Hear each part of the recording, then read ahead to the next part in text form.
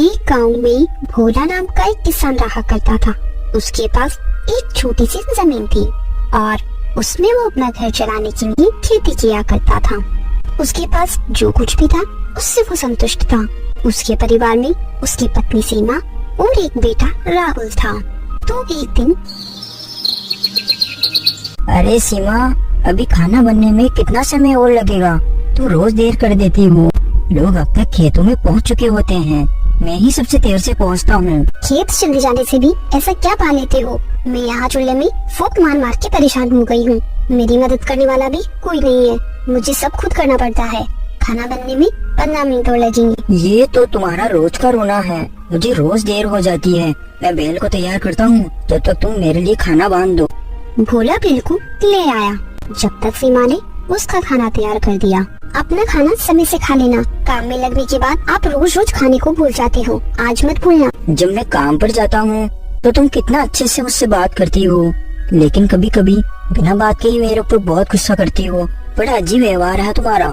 मैं तुम्हारे व्यवहार को आज तक समझ नहीं पाया। फिर भोला अपने बिल को लेकर अपने खेतों की ओर निकल गया। खेत में पहुंचकर भोला ने काम शुरू कर दिया। कुछ ही देर में बैल चलता चलता थककर गिर गया।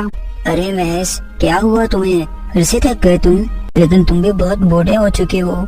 इसमें मेरी ही गलती है कि मैं तुमसे इतना काम करवाता हूँ। वैसे भी हम थोड़ी देर ही काम करेंगे, फिर हम घर चलेंगे। मैं कल ही 2 नए बैल खरीद लूंगा। बस आज की और बात है, ठीक है? कुछ देर काम करने के बाद भोला और उसका बैल दोनों थक गए। थोड़ी देर बाद वो दोनों खेत से घर के लिए निकल गए। घर पहुंचकर भोला ने बैल को बांधा और घर में चला गया।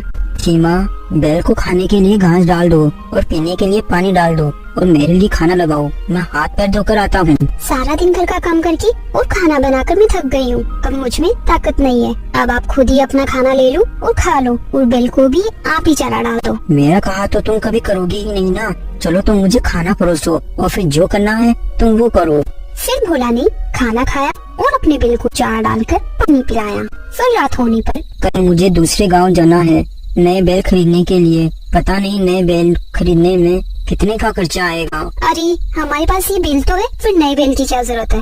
पैसे बर्बाद मत करो। राहुल बड़ा हो रहा है, उसे हमें शहर पढ़ने के लिए भी भेजना है। अब अपना बैल बूढ़ा हो चुका है, वो बेचारा खेत में मेहनत नहीं कर पाता, तो अब अपने खेत में काम नहीं हो पाएगा।